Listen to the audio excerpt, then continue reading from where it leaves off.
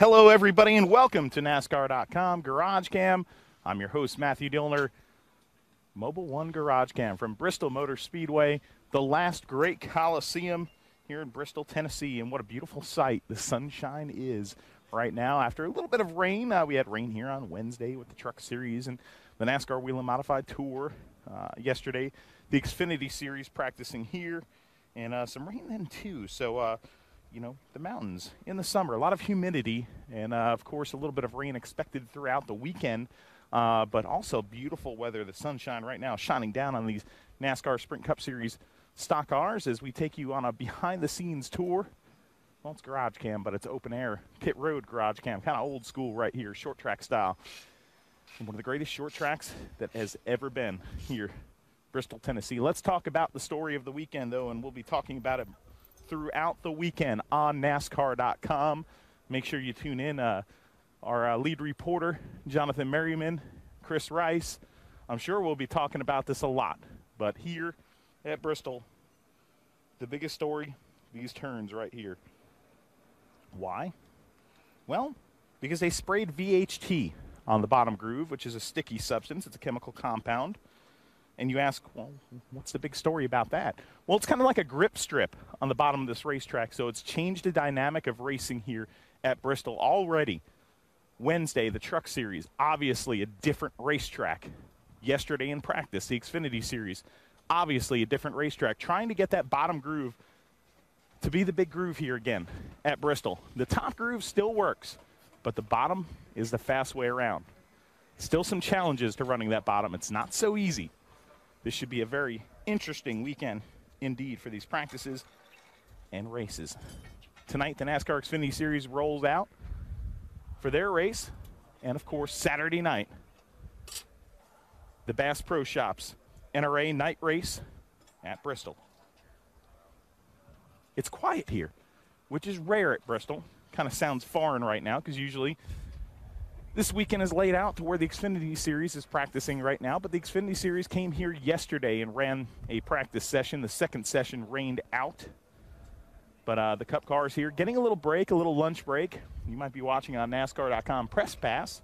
A few press conferences are going on this morning, and right now I believe Stenhouse and Kyle Larson lined up to be doing some press conferences.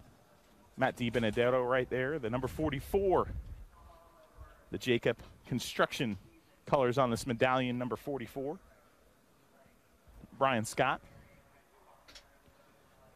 Brian Scott enjoying some little watercraft activities with his young boy this week. Some good family time. There's the number 7. Pulling double duty this weekend is Regan Smith. What a great opportunity for this New York native. Driving for, of course, New York's Tommy Baldwin Racing here in the Cup Series, but getting a shot back at Junior Motorsports in the Dale's Pale Ale car this weekend in the NASCAR Xfinity Series. So a car that can definitely be towards the top of the leaderboard in that Xfinity Series and contend for a win. Regan Smith. Just outside of the top 30. Well, what I'm calling pretty much almost a story of the year right now for Chris Buescher. 3 points out of that 30th place spot for the driver of the number 34. And this is a short track. This is a place where Chris Buescher excels. And looking forward to this race as hoping to come out of here with a great point stay and a great finish is Chris Buescher. I believe I just saw the driver down here as we pass David Reagan's car. It's going to be a little spotty as far as who we're going to get. I know a lot of people are in there eating bologna sandwiches and enjoying a little lunch and some relaxation right now. It's a little hot out. Sun has just come out, so it's boiling us a little bit. Michael McDowell, the Thriving Financial car. Lennon Castles, number 38. Kid Casey Mears right here in the number 13 Geico ride. Man, these cars look good in the bright sunshine. Of course, a lot of tributes this weekend to Brian Clausen. Open wheel standout, USAC champion, somebody who a lot of us had connections to. And Brian Clausen remembered all weekend here at the Bristol Motor Speedway by so many competitors, so many race fans across the country. Godspeed, Bryan Clauson.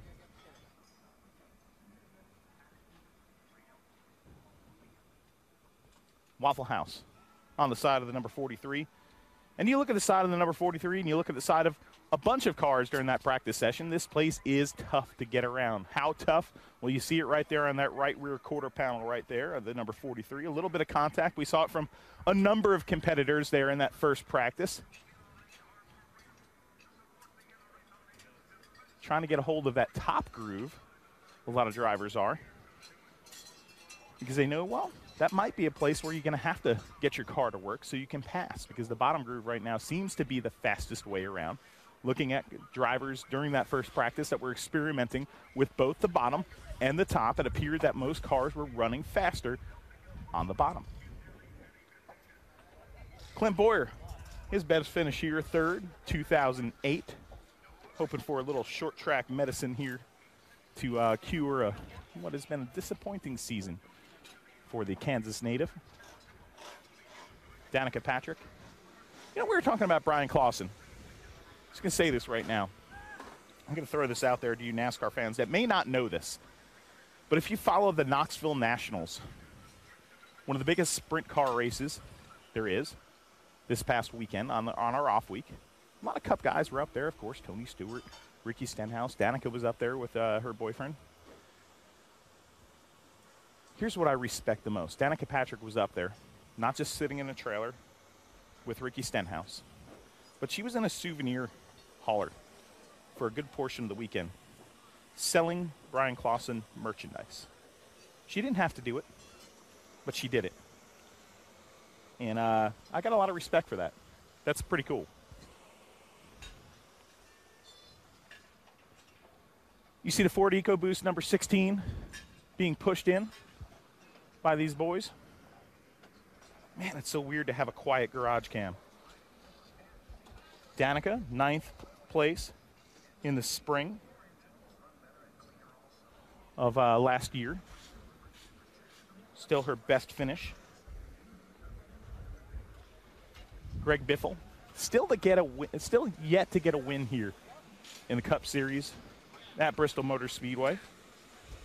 I don't know why this place is snake bitten him so much here in the Cup Series. He's had some good runs, but it's Bristol. It's feast or famine for a lot of these guys. Hey, Matt, says Blaine Smith. It's nice meeting you at the Glen, and thanks for putting me on the show. Well, Blaine Smith, you opened the show, and we gave you the pole position, even though you weren't the first in the chat, because you beat everybody in the chat almost by being there at the open of GarageCam. Speaking of which, some housekeeping. Leah Bartlett, the pole sitter today. Leah Bartlett on the pole, first person in today's interactive garage, which is our chat room. If you're new to the show, if you're watching this live and not watching the replay, you might see a little white chat bubble up above the screen. And if you're looking at Paul Menard's number 27 here, click on that, sign in, tell us who you are, where you're from, what you want to see on GarageCam, and Justin Beatty here monitoring the tablet, as well as our producers back in the shop, giving us some of your feedback from the tablet as well. So we monitor both and try to get you as many shout-outs as we can. On a day like this where the drivers are a little more sparse, it might be a little bit easier to do so. Ricky Stenhouse Jr., 7 races here at Bristol, 3 top 10 finishes. Who could forget that runner-up in the spring of 2015. And of course, a little bit of damage. We were talking about that before. You're going to see a lot of this right here on the Fastenal ride. What's very impressive about this car this weekend, it's a tribute paint scheme to one of Ricky Stenhouse's closest friends, fellow racer Bryan Clauson.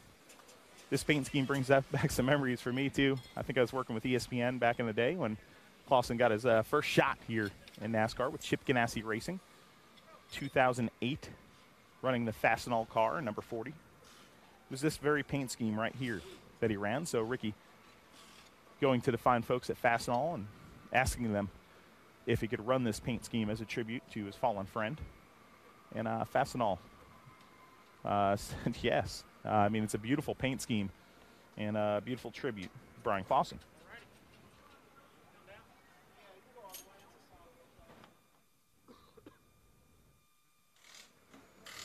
Number 47, A.J. Allmendinger. The Dinger, first Cup start was here. His very first Cup start here at Bristol. And best finish of 12th, which is not very indicative to the way A.J. Allmendinger attacks this Bristol half-mile facility. A very strong track for A.J. Allmendinger. You know, his stats may not prove so, not having a top 10. But he really, really runs well here. He seems to get in a little bit of trouble every once in a while, but always a strong competitor when you hit the short tracks. Well, there's also a lot going on here at Bristol, including some big football game. Just a football game. It's not that big. It might be the biggest football game in the history of football going on here at the Last Great Colosseum. Jonathan Merriman's favorite school right here, Virginia Tech, on the side of the number 21 Ryan Blaney machine. I want to know if the kickers are going to hit that scoreboard when they play here. Jennifer Sloan White. Good morning, Matt. Fans and I would like to see Ryan Blaney. Well, Ryan Blaney isn't around. It looks like he's in his hauler. But there's Andretti right there saying hi. And they have the maroon or crimson. I don't know what color this would be. I'm not a hokey guy. On the car, the Wood brothers. What? You kicked my butt at S&S Speedway. I heard something about Matthew Dillner's butt, and I was like, oh, maybe I should turn the camera off, but you kicked it. Yeah, I don't know about that. I got black flags, so that was easy for you. But a whole bunch of us crew guys racing go-karts up in Pocono weekend at S&S Speedway. I got black flagged. I apparently dumped somebody. I don't think I did, but. Right alongside, the number 21 is the number 5 of Casey Kane.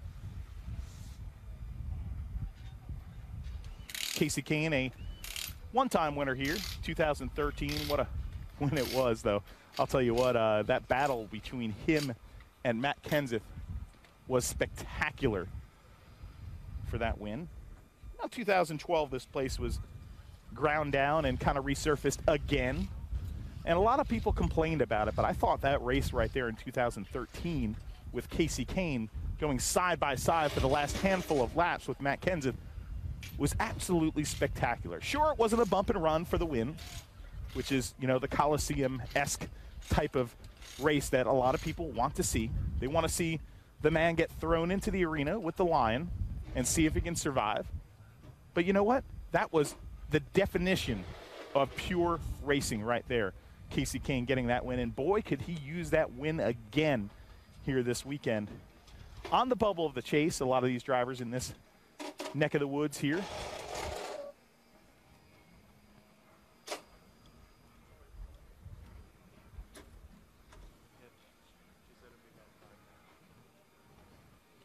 Trevor Bayne, another bubble driver.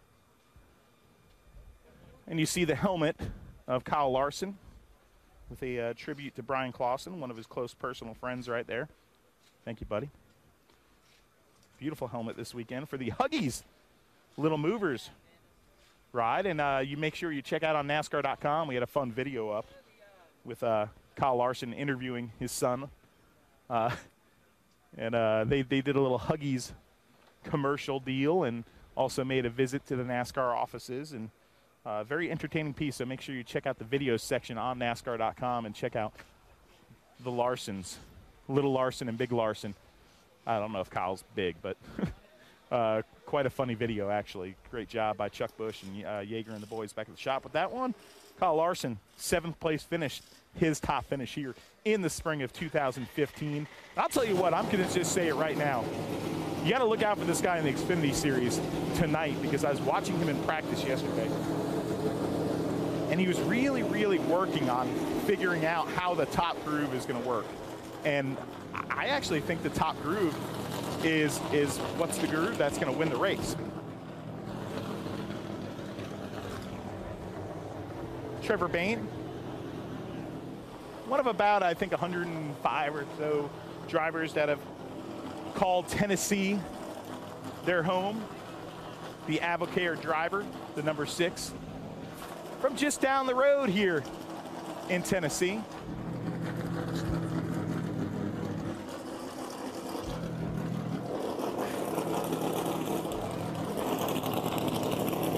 Oh, good to hear some engines here.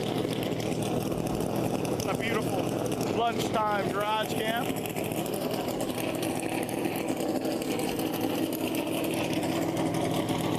And you see some skies darkening up there. There's been some rain to the south of us, but it's basically missed us. So that's a good thing. Tony Stewart there. There's Russell working on the tires.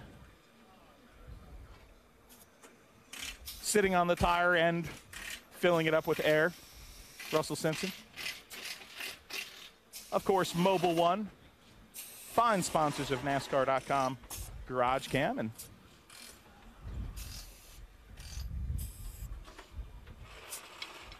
right alongside the number 88 Exalta paint scheme. Dale Earnhardt Jr.'s ride, and of course Dale Earnhardt Jr. still on the top of the door right there, but Jeff Gordon still in that fill-in role.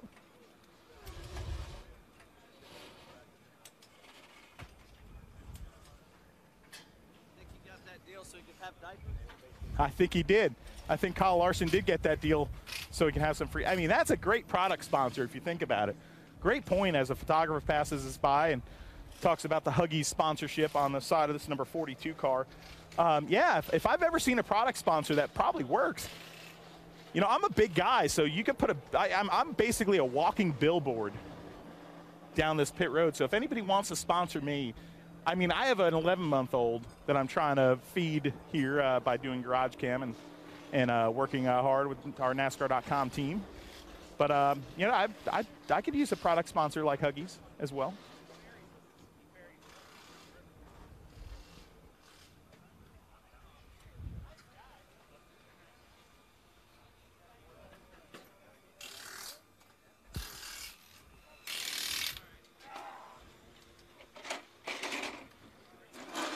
Here's the number 14 ride of Tony Stewart.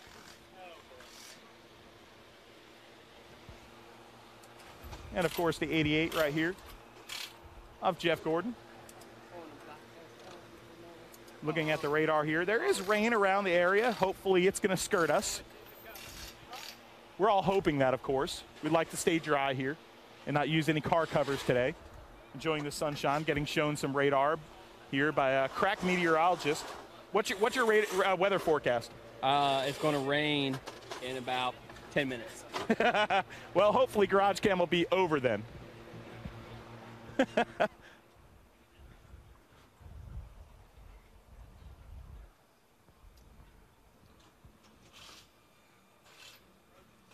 number 1 of Jamie McMurray, currently locked in to the chase for the NASCAR Sprint Cup Series, as well, not locked in. If it ended today, Jamie Mack would make the chase. So too would Austin Dillon, and of course the number 24 of Chase Elliott.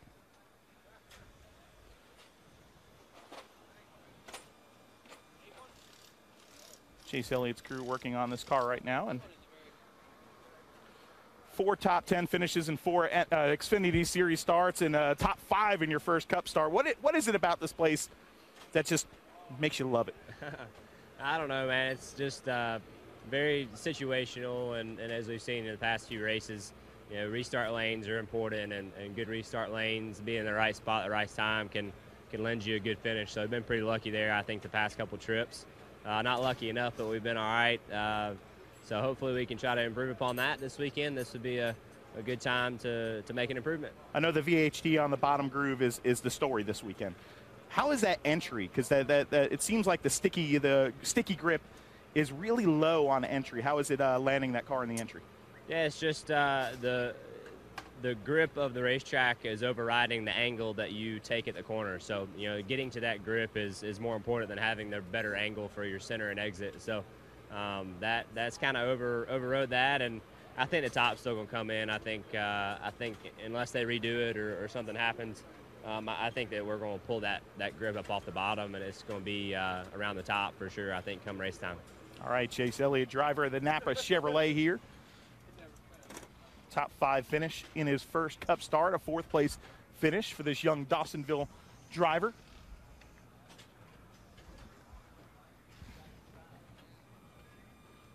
Austin Dillon strapping in here. And we're talking about this grip strip. I don't know what we're going to call it. VHT, the grip strip. I don't know if there's a big nickname for it yet, but the bottom. The bottom. How challenging is going to be corner entry though, because of how low that grip strip is? It's pretty challenging. I mean, I think everybody's going to be fighting for it there for a little while, but I do feel like the top has come in already a little bit, and you got guys like Kyle out there just beating it down. So eventually I feel like it's going to be 2 grooves, which is good. That's what we want. We want 2 grooves, and I think it'll just help. I mean, I did restart history, just looking at restart history. The bottom loses 2 spots about every time, those first 5 or 6 cars. So I think it's good to have a little bit of grip down there. Race-wise, real quick, do you think it's a deal where you really have to need to get your car to run good up top because that's where you're going to have to pass? Or not necessarily. I think you can have a little bump and run, and when people miss the bottom, you get under and just stick your nose under there. All right, Austin Dillon right there getting ready to climb in the number 3 car, getting his hat, his helmet ready.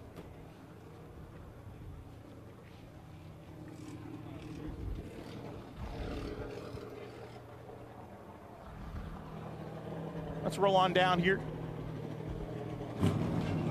Here's Jimmy Johnson looking at his steering wheel right now with the crew, going over some things here before we take the green here in practice number 2. See if we can ask Jimmy a question here. Obviously, the story of this weekend is that grip strip on the bottom, the VHT. How did you like it in the first practice, and what do you think the biggest challenge is going to be with it? I think it's cool, you know, to have an option to run down there. We haven't had an option. We want more side-by-side racing, more competitive racing. We saw at Pocono years ago that it really created some great racing when they had to, in turn 3, do some repairs under the track and put a piece of new blacktop down. So this is kind of in that vein where it's just a little bit of grip. I think options are good, and I think this garage area has worked really hard over the years to create more competitive cars. And anything we can do to the surface to help, I think, is the next area to look. And I can see little strips, 1.5 mile tracks in the 2nd lane, 3rd lane. Just give us something to run up there and get a little traction on. I think it'll put on better races and more side-by-side racing. All right, Jimmy Johnson, this guy would know, 6-time champion of our sport. Casey Kane, a winner here in 2013. All right, man, what do you think about the new, I don't know how many times it could be the new Bristol, but what do you think about this new surface? I thought it's great. I think it's going to change a lot as the bottom probably goes away, so I don't know how it'll all turn out, but to this point I think it's been great because I think the top's coming in. You'll have options. You'll be able to run the bottom. I think it's gonna be a good bit better. All right, Casey Kane right there, former winner here 2013. That ferocious battle that he had. Now let's run on over here. It's not really fun to watch me run. But Ricky Stenhouse Jr. is inside his car already in the Fastenal ride, the number 17 here. The Olive Branch, Mississippi driver with a runner-up finish here in the spring race of 2015. A place that this team circles on their calendar for a place to try to swallow up some points to make it into this chase for the NASCAR Sprint Cup. And of course, that beautiful paint scheme for Fastenal this week, a tribute to Brian Clausen. Very special indeed. A lot of drivers paying tribute. And there is Ricky Stenhouse inside of his car.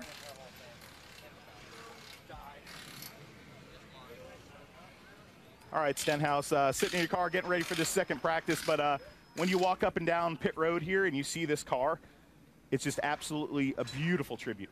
It is. Really thankful that Fastenal and Roush Fenway let us do this. It means a lot to Brian's fiance and his whole family. And you know, being at with them for the funeral yesterday, and they were excited to watch this weekend and see this car go around the track again, because it's been a while since they've seen his 2008 paint scheme go around the racetrack that he drove really well. So I'm going to try to do him some good with this. Kyle and I got his favorite paint scheme on our helmets. It's just really special, weekend for us. All right, and let's talk real quick, back to brass tacks here, about this grip strip on the bottom. What do you think so far? And you think this is going to be a deal where you need to get the car to hook up on the top to pass? Yeah, I think the top's going to come in. Larson and I were talking about going to run it in together. If we can get our car to start better this practice than where we started the first practice, we'll jump up there and make a lot of laps. The good thing for me is the car's been handling about the same on the bottom and the top. So we'll go get this thing running. All right. Right there, Ricky Stenhouse Jr. with the name on top. Brian Clausen, a beautiful tribute paint scheme this weekend. We might miss a few cars at the front end of the field, but we'd be remiss if we didn't talk to Ricky Stenhouse Jr. in that beautiful scheme, a tribute. Really unique that Fastenal has been involved in our sport for such a long time, and ironic in a way that they're the sponsor of one of Brian Clausen's best friends, Ricky Stenhouse Jr. Matt Kenseth, four-time winner here at the Bristol Motor Speedway, and there's the guy that has won the last 2 Bristol night races, the number 22 car of Joey Logano. The 78 of Martin Truex Jr., 21 starts here, only 2 top 5s. A runner-up in 2011. But this beautiful, beautiful NRA paint scheme on the number 78. And we got to talk about this 20 car, because when we go to Darlington, that thing is going to look good. Got the Tide Ride coming back. Pretty darn cool. Denny Hamlin. It's funny to see Denny Hamlin, at least to me, and the 22 pitted next to each other. They've gotten into it here at Bristol. Will the gloves come off this weekend is the question. 2 distinct grooves of racing here at the Bristol Motor Speedway. How can we pass this car without showing it? Hey, Wes here. Welcomed a new one. Davis Anderson Lape. Davis Anderson Lape. How's it feel to be a daddy? Feels good. Tough to leave him to come here and work on this M&M's ride? Yeah, but luckily Mom's more in charge than I am right now. All right, Wes Lape, one of the hard-working guys here on the M&M's ride, and goofing off with us here on the camera on GarageCam. And Carl Edwards about to strap in and get ready, hoping to get a practice session in here. Some drizzle has started to drop, but right now very small mist. So don't get too excited. Another car that made some contact with the wall during the first practice session. Some of the hardest contact we saw was the Busch Beer number 4 of Kevin Harvick.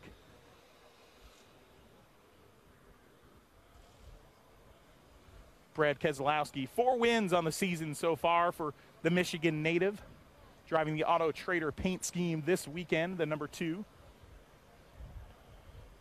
Aaron Kuhn. Aaron holding up the whole operation here. The boss man, the bouncer, I don't know about that, of the Busch Beer number 4 pit this weekend. Old man, Tony Gibson, leaning on the number 41 car here.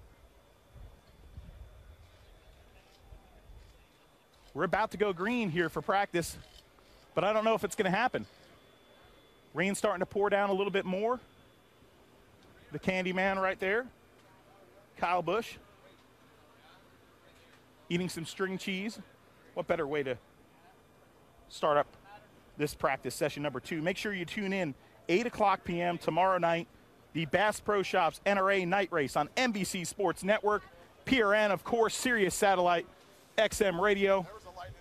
And until next time, we'll see you at the races.